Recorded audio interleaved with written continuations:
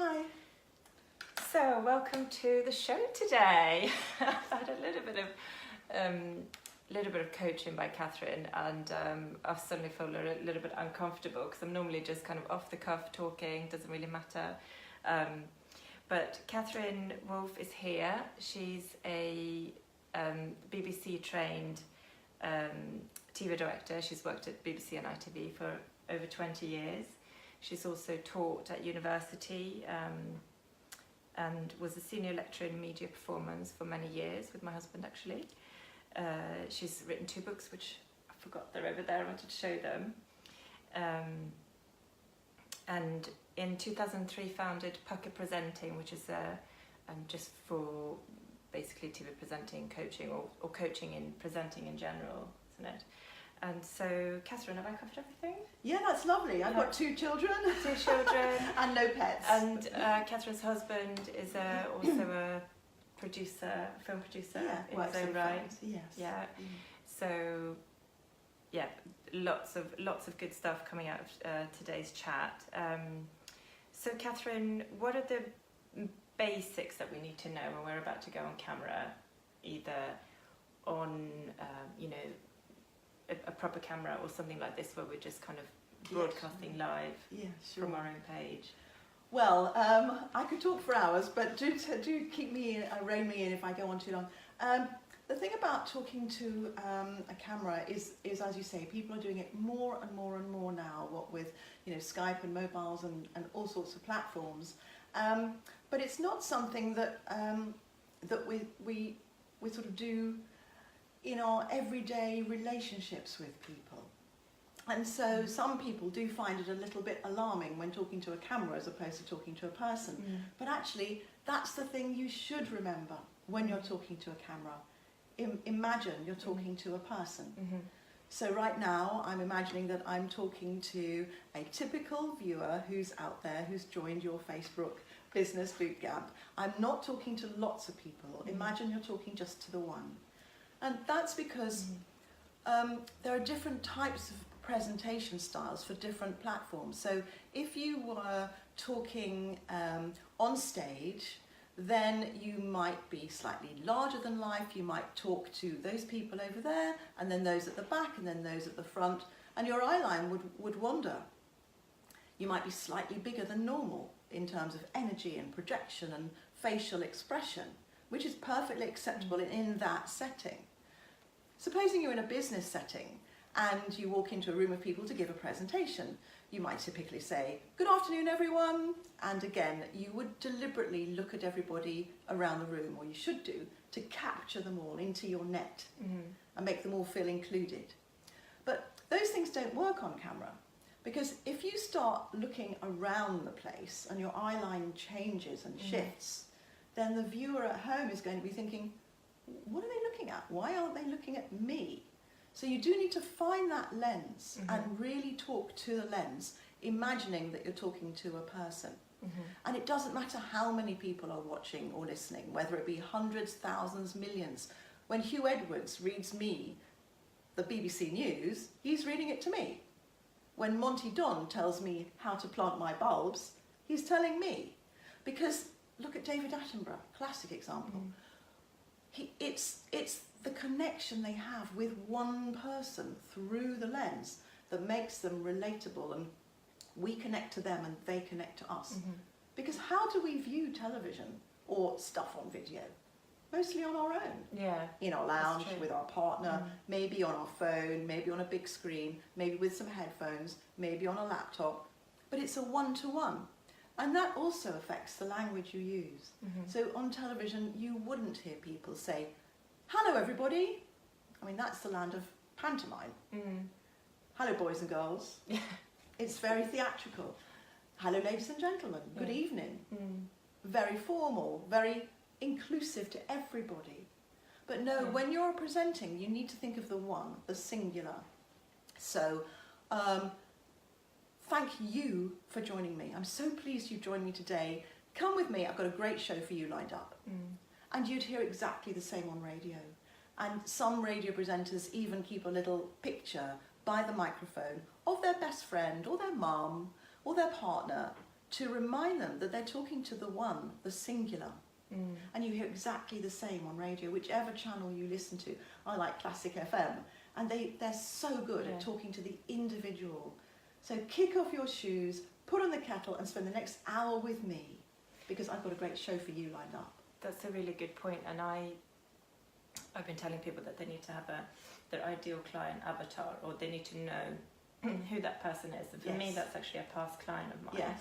And I have a name, and I could quite conceivably put a photo of her behind, so that everything I'm saying is connecting with her, as opposed to trying to catch everybody and then not speaking to, you're not actually connecting with one person at the end of the day. Yeah, but you could have the same content that you deliver one day on a mobile phone, the next day in a public arena. But you would have a slightly different approach, because with TV you want to focus everything through that camera lens and not let your eye line drift. And with a formal, more public presentation, you do want to look around the room. Yes. And your language will be slightly different.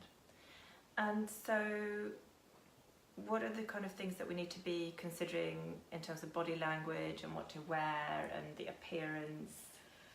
Well, body language, I would say less is more. Again, if you go back to newsreaders, they don't use their hands or arms to gesticulate, because they're emotionally neutral, they're just delivering news. It's all in the face, but mostly the voice. So you could close your eyes and you just know whether they're about to give you an upbeat story or a more grave story, because the voice will change. So you don't need, the point being, you don't need a lot, especially within that TV frame or mobile rectangle. It's very small, isn't it? You don't need to do a lot. Your face needs to be alive, and especially your eyes. So it's no good putting on this Colgate smile but your eyes are dead. And that will show up really much more if you were to be videoed and played back on a really big screen, one of these mega screens that people have in their homes. You'd see any insincerity in the eyes straight away, or any glazed or dullness. Maybe you're trying to remember what to say or concentrating and you've just gone. So eyes must be very alive and smiling with your face. And generally, we're not talking World War III here. Smile. Yeah. Be warm. Be very warm. And because you're not in the same room as your audience, you might need to try a little bit harder to get that warmth through that camera to the other side. Arms, keep them lower rather than up here by your face. Try to keep them lower. Otherwise, they are going to just distract and get in the way and be a bit David Bellamy, if people remember him, who very, very over demonstrative with his hands. And as for clothes, well, we're both a bit guilty here. I hope that you can see some colour on my black top. Avoid black. And why is that? Avoid white. Why is that? Because black is very draining of energy. You've got beautiful blue eyes, bluey green. If you were wearing bluey green top, it would make your eyes pop and give you a lot more energy than a draining sort of dark colour. I don't need any more driving. No, you look gorgeous. And white is also very difficult, because when you have a camera operator who's faced with a brilliant white top that the host might be wearing, and then he has to expose the camera for that top, maybe wind it down a bit so it's not quite so flary, then that will affect the skin tone on your face. So black and white are extremes. Avoid the extremes. Go for the warm colours. And also the video camera doesn't like little spots, little stripes, little herringbones and busy patterns, because it can get a bit jiggly. There is a technical term for that, I think. Strobing? Sort of strobing, yes. I've seen it, it sort of goes, Okay, so there's, and then you talked a little bit about lighting and the camera, adjusting the camera, and what about lighting in our, how do we set up a good shot? Yeah. We spent a while doing that today. trying. And now the sun has moved. Go for daylight as much as possible. So we do have lots of daylight flooding into this space. because to work with artificial light is fiendishly difficult unless you're an expert and have some training. To be able to get those lamps in the right place, not to create more shadows, is quite an art. So lots of daylight. Try to avoid the top-down lighting because it's just going to accentuate any shadows on your face. Equally, you don't want anything underneath either, else you get a bit like Halloween.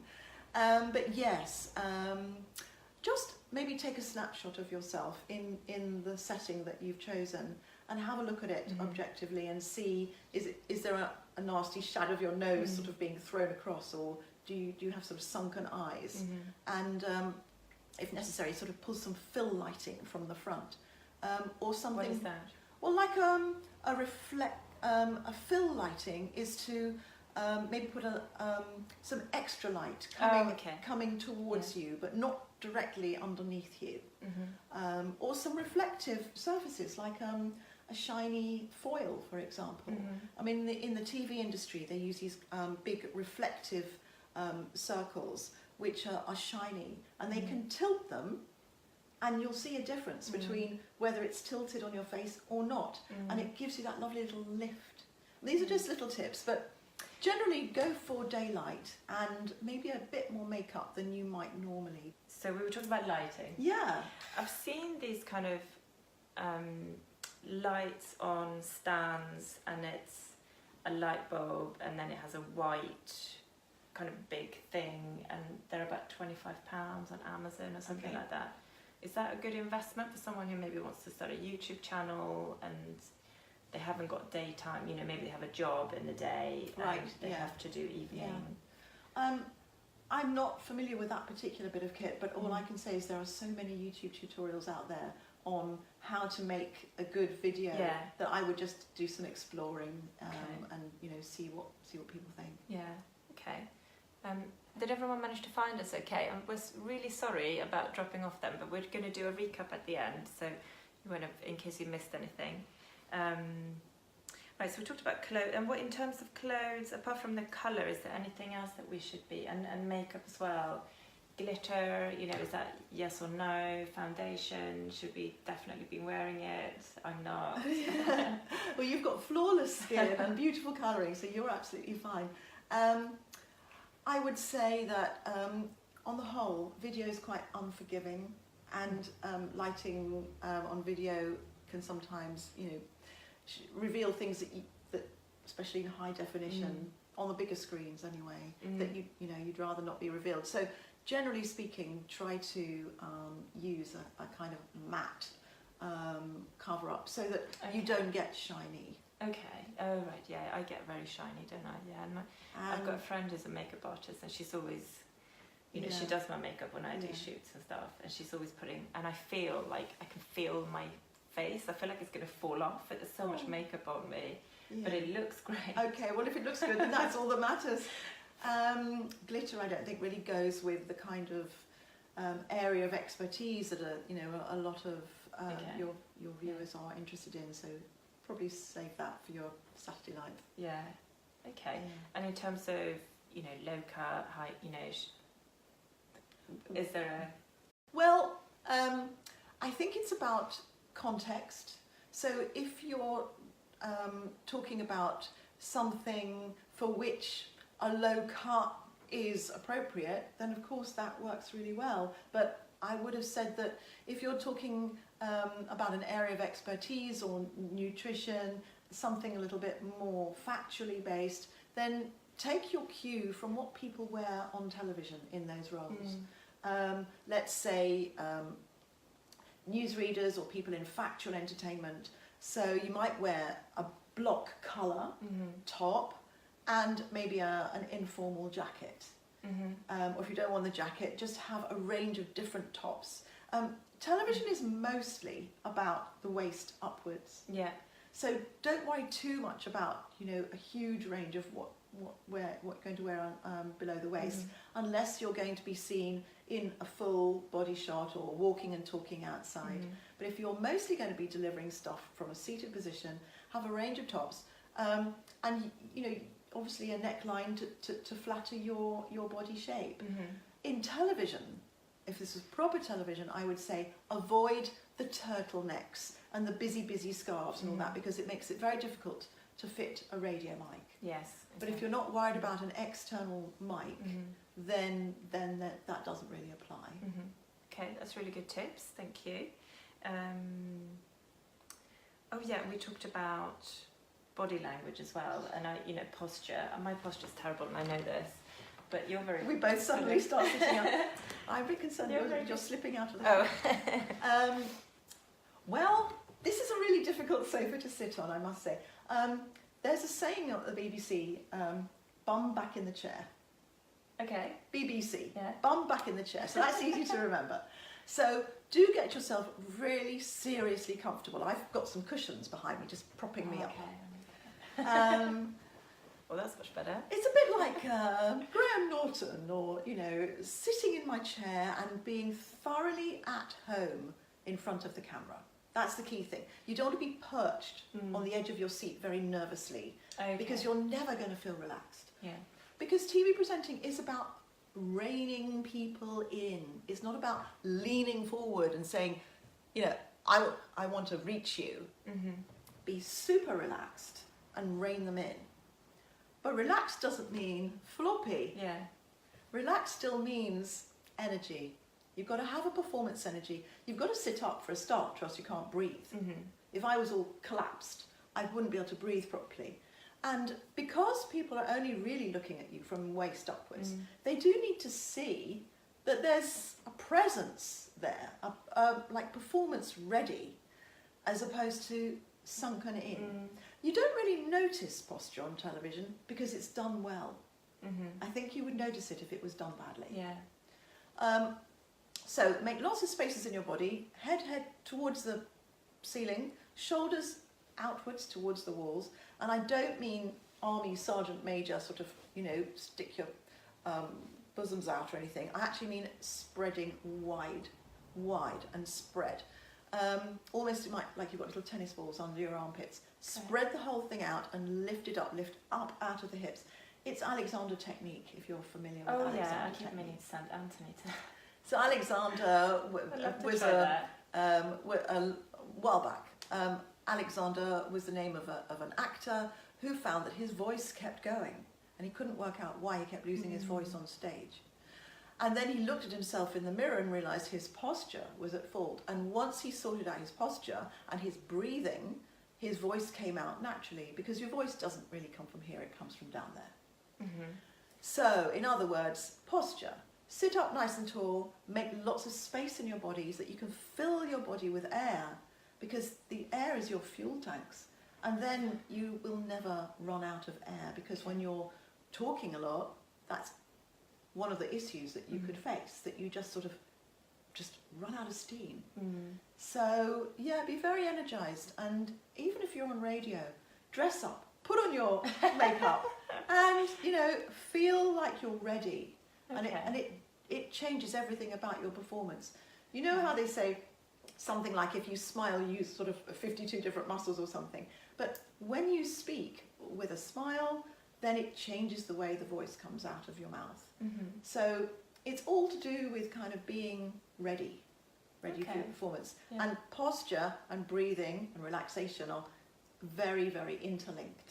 But posture's really important. Yeah. And breathing, you without said as well. Yes. So breathing. What are the strategies for making sure that you apart from the posture, but if you're getting nervous, for example, going into something, do you have any tips? Yeah, definitely.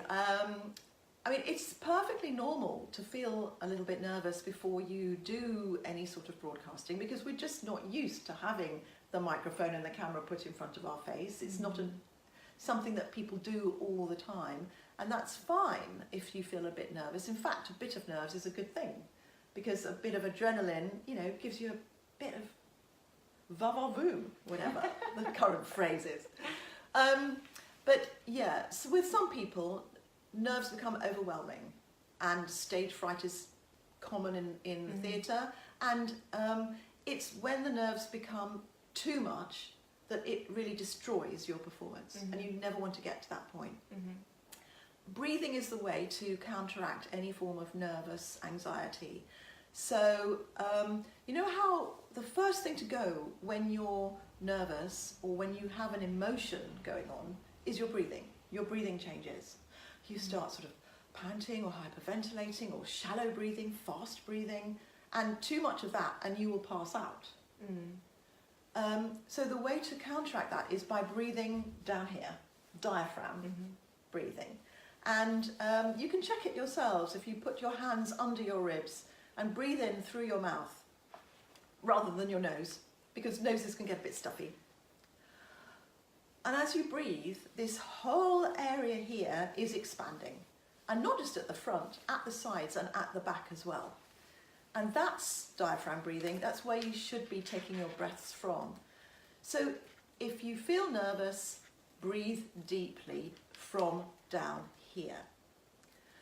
If things get a little bit much, then there's a few tips that I've benefited from. One was from a lady who was training who was the chaperone on a West End show for the young boys and girls who were taking part in Chitty Chitty Bang Bang or Mary Poppins or one of those, and the little kids were getting a bit nervous in the wings before they went on. So the tip she gave them was, take one finger on one nostril and just close it, and you breathe through one nostril. I can't do that. Cold. I think that what that is doing is actually forcing you to breathe deeply, because it's harder to breathe. That's a Kundalini technique. I'm not familiar with that. Kundalini yoga. Okay, fair enough. But the one I would recommend, and again I've used it myself, is square breathing. And this is also used within the medical world, and some of you might be familiar with it. So take a square that you can look at in the room or outside, whether it be a door, a window, a picture frame, a phone, a fireplace, a cushion, anything. And use that square as the frame for your breathing. So you breathe in for 4, hold it for 4, breathe out for 4, and hold it for 4. And if you do that a few times, it just regulates everything. It stops you from hyperventilating. And these little tips, there's much that's been written about how to relax and breathing techniques. You know, you can explore more, but I think that if you bear in mind that it's breathing that will control everything, you will be fine. And remember to pause in your speech and stop, partly because you want the viewer to catch up with what you said, and also because that's what punctuation is for. A comma means a pause. A full stop means just stop. And that's how people can read Shakespeare, because he wrote in the punctuation how to deliver his lines. So just remember that. I mean, if you're in a position where, for example, you have to read autocue, faced with this wall of words, just remember that each one is a new thought, each sentence is a new delivery, and a comma and a full stop are there to help you. Okay, so don't just kind of launch into it because you're nervous and then you forget to breathe. Yes. It's actually quite, I mean, it's quite difficult to remember to do everything you need to do and say everything you want to say and to breathe on top of everything else. Well, you shouldn't have to remember how to breathe. It should happen automatically. Breathing properly. The thing is, if you think about it this way, if you breathe correctly, you're getting oxygen to your brain, and your brain will then remember what you have to do. Yeah. You know how people go foggy-brained? Hang on, I knew it yesterday, but now I've forgotten it. What am I supposed to do? Or dry-mouthed, or knocking knees, or sweaty palms, or palpitations. That's all linked to breathing. So if you breathe correctly, you should remember what you need to say next, because your brain is going to be switched on. You're switched on. Yeah, somebody actually said, how do you overcome dry mouth? So that's the stress response. You haven't. Yes. That is totally part of the adrenaline kicking around. All of these different responses are your body's reaction to fight or flight. So, you know, we're just human beings at the end of the day. We're in a situation we don't like. We fight, i.e. get lots of adrenaline going, or we flee. And that's the way that our bodies physiologically react to stress. And dry mouth is one of them. That's why I've got my glass of water, and so has Sandra. Yeah, got mine over to there. keep hydrated is another really good tip. Because if you've got a dry mouth, then you get these lip smacking. What about I've noticed that when I'm on podcasts or when I'm watching back something I've recorded, I'm speaking so slowly, and I think everyone must just be getting so bored. But should we speak slower, articulate more, or kind of be more energetic? What should we kind of try to do? Well, the actual rule in television for the rate of speech is 3 words per second. You can do a little test at home. If you write yourself 30 words, which is approximately 10 seconds, and if you read it aloud, if you've read your 30 words in, let's say, 7 seconds, you might be guilty of speaking too quickly. And if you've read your 30 words in, say, 15 seconds, maybe your pace is a little bit too slow. It's not an exact science because some words are longer than others, but it's a kind of general kind of test. The answer is just talk normal, natural, conversational speech with a little bit more energy, because you don't want to come across as, too laid back. Yeah, okay. But clear diction is important. Yeah. And on stage, obviously, it's more bigger arm movements, louder. Is that still... Not necessarily, but it's more forgiving. It's okay. Yeah. It's more forgiving, yes, because you've got a bigger arena, whereas with TV or phones, you've just got a very small space, so too much busyness doesn't really work. Yeah. And should you still also do 3 words per second? Don't get worried about that. Yeah, 3 words per second is a kind of standard broadcast rate. But don't worry about it.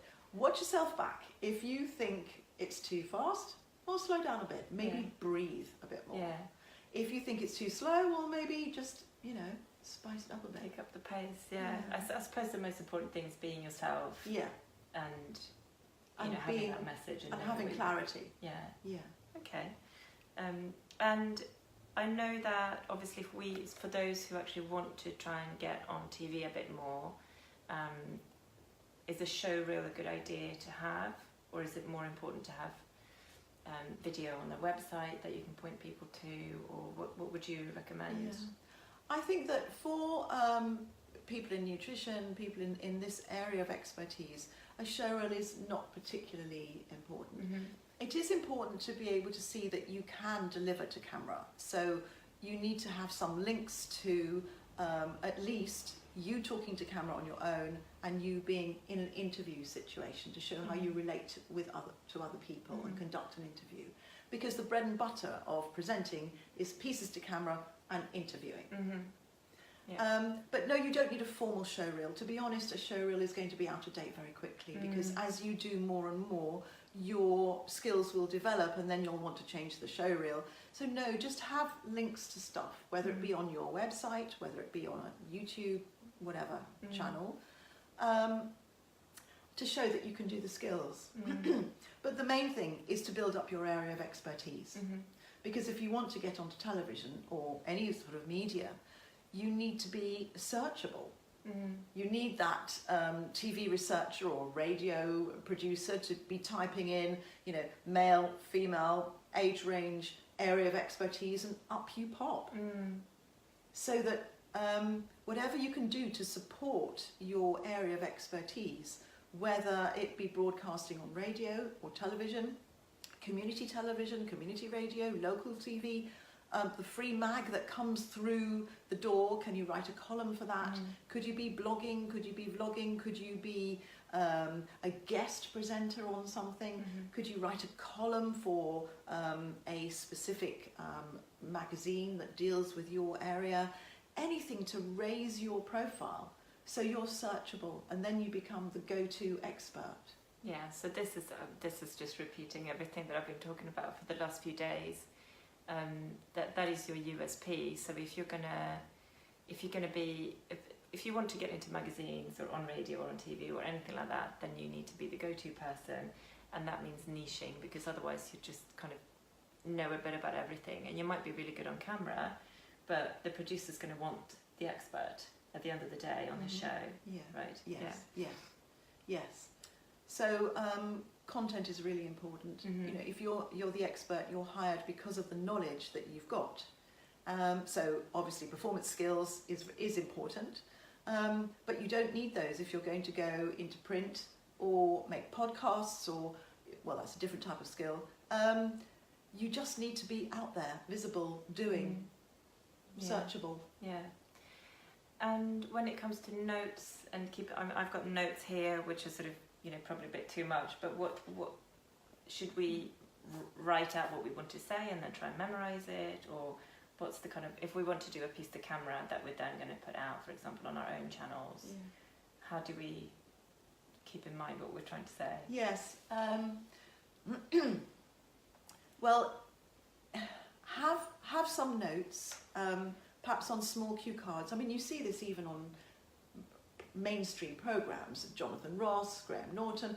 They'll have little cue cards, little postcard-sized pieces of card with some key pointers, some key facts, some aid memoirs, some structure, some interview questions, and they'll just change them as they go through.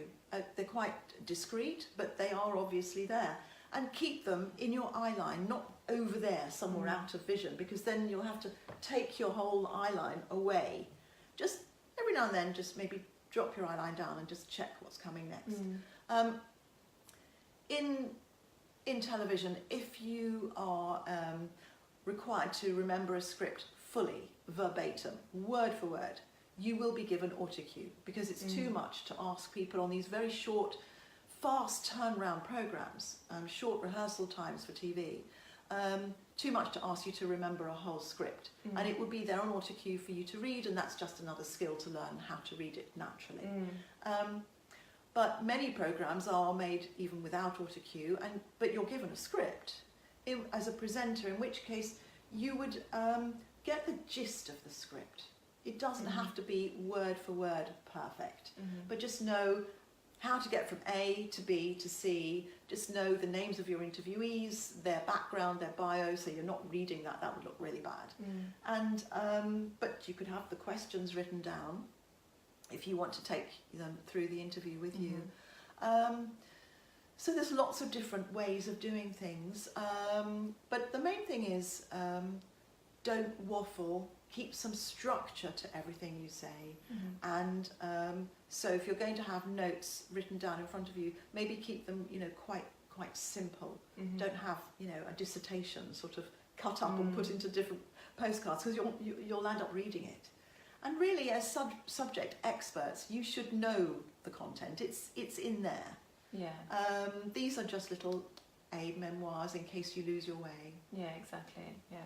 I personally find that it's easier to go live and just kind of talk off the cuff, and if I've got anything to remember, then and I know that it can be stopped and we can start the camera again, then that's just the end for me. It takes me hours when I've tried to do that. Well, it's a very good point. I mean, so many vloggers and YouTubers use the edit as a stylistic punctuation point, and it concerns me that if they were to move to television, can they actually remember more than 5 seconds at a time? So it's a really good skill to develop if you do feel that television is your end game, to pretend that everything you're doing is live. People on television make mistakes the whole time, but it's how they recover from them that sets apart the professionals from the amateurs. If you pretend everything is live and you carry on, even if you make a mistake, which is fine because we're all human, then you'll be much more employable in the real world than if you can only actually deliver 5 or 10 seconds at a time and then you just keep editing it together. Yeah. It doesn't show that you can present. Yeah, absolutely. Okay, so people are coming back on it. Let me check my notes, see if we've covered. So we've talked about the lighting. I think we've kind of talked about everything apart from getting out of your comfort zone when you're not somebody who actually necessarily ever wanted to be on television. You didn't kind of grow up going to stage school and kind of going, I'm going to be I'm going to be a celebrity. A lot of us don't want to be out there and feel quite uncomfortable even posting on Instagram and things like that. So how do you kind of get out of your comfort zone because you feel like it could help your business and get that mindset piece? Yeah, I think it's important to feel proud of everything that you've achieved, and that this is just a way of communicating your knowledge to other people. you can start slowly by broadcasting in a very sort of soft launch way. You could start with literally a website and Twitter and blogging, just writing about your area of subject expertise, your knowledge. Then if you get a bit braver, you might start making very short little videos. And you can practice these endlessly at home until you find one that you're happy with, and then just put out, you know, a little 10-second here or there, and just slowly build up, just baby steps. You know, most people you know, can record at home on some device and just practice. I say to people who I'm training from scratch, keep a video diary. So every night before you go to bed, just talk to that camera and just offload or start recording little sample pieces that you might want to use one day for your business, until you feel that talking to that camera is just like falling off a log. It's just like talking to anyone else. And soon, very soon, you will find you've built up confidence. Because the good thing about this is that TV presenting is a learned skill, and it gets easier the more you do it. As long as, brackets, you're not practicing lots of bad habits. So you need to know what bad habits to look out for. Okay. We kind of mentioned some along the way, we can recap. But as long as you keep doing, it will get better. Yeah. Easy.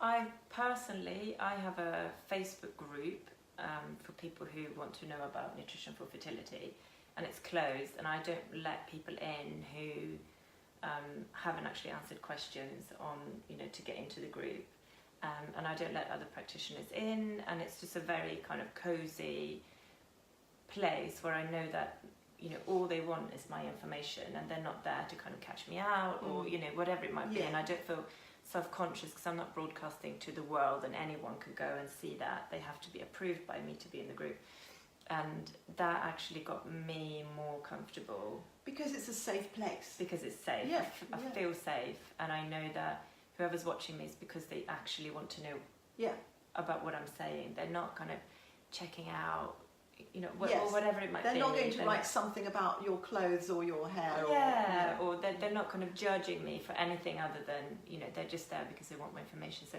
that's kind of nice. And, you know, it started with 10 people, then maybe there were 50. You know, I think I've got like 250 people in there now. But, you know, I know them, and I know the people who are always going to be coming in and, you know, commenting or sending me messages. So that's quite a nice way to start, I think, rather than going on Instagram and sort of talking to all of the people and it's like there forever for anybody to look at, you know.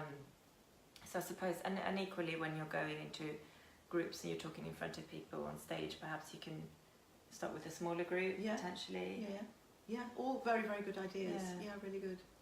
So hopefully everyone's found us again. I don't want to drop out again, so post any questions that you've got for Kathryn, and we're just going to recap a little bit now. And then we'll take some questions, and then... Well, I just mentioned there that I said I would recap on what the really bad points are. So if you are starting to talk to camera, well, we've covered most of them, but I would just say the main points again are to talk to the camera lens and imagine that it's a real person, and imagine it's a typical client or a typical patient, and keep it all very focused through that camera lens, so your eye line is not wandering all over the place. And keep it conversational, keep it warm, make sure your face is warm, make sure your eyes are smiling, and remember to breathe so that you don't just babble on. And also, if you speak too quickly, it can sometimes make people think you're nervous, and you don't want people to think that you're nervous. You can prepare as much as you want. And then when you do start talking to camera, if you try to imagine that it's just live all the time, then you will learn to dig yourself out of any little mistakes that happen, and they will happen, that's fine. But it keeps it natural and conversational. Yeah, that's great. And we talked about clothes. We did. Don't wear black. Don't wear black. Don't wear white. Don't wear white or spots or stripes. Go for a nice block colour that really shows off your skin tone and your eyes properly. And use natural daylight because it's kind of easier. And just be really relaxed and at home. Find a nice comfy chair. Don't perch on the edge of a kitchen stool. And breathe. And breathe. I think that's about it. So do we have any questions? Well, it's not rocket science, that's the thing. You make it sound so easy, but you know, the nerves gets in the way. Well, we've talked about nerves, so that's history now. So we don't seem to have any questions, but I wanted to also let you know that Kathryn's obviously training TV presenters all of the time, and there's lots of different places to find you, isn't there? So first of all, your website's pukkapresenting.co.uk. Yes, Pukka Presenting. Pukka Presenting, P-U-K-K-A, presenting. .co.uk, that's right. So yes, I run courses mostly in Covent Garden, in the centre of London. So I've got one coming up in December. There's 2 spots left on that, 1st and 2nd of December, and that's the weekend. And the City Lit courses I'm running are full right now, but there's more coming up in the new year. And privately at home in North London. Private one-to-one. She's on Instagram, so go follow her, Pukka Presenting, that's right. And there's loads of information on your website as well. And I think you mentioned that you could do sort of small group coaching as well if, you know, people wanted, nutritionists wanted to come as a small group. They don't necessarily have to go to City Lit, they could come to you as well. Yeah, and, very flexible, very flexible. I've got all the kit at home that I use at the Actors Centre. The City Lit has more kit, 3 cameras and radio mics and in-ear talkback. That's for the really preparing people for when they will be working in a big TV studio. But you know, the skills you learn in my lounge. People who are really household names on television at the moment learnt in this lounge, on this sofa. Today. It's a very comfy sofa. So we don't have any questions. Wondering if that's because... I like to think that maybe we've covered everything. Yeah.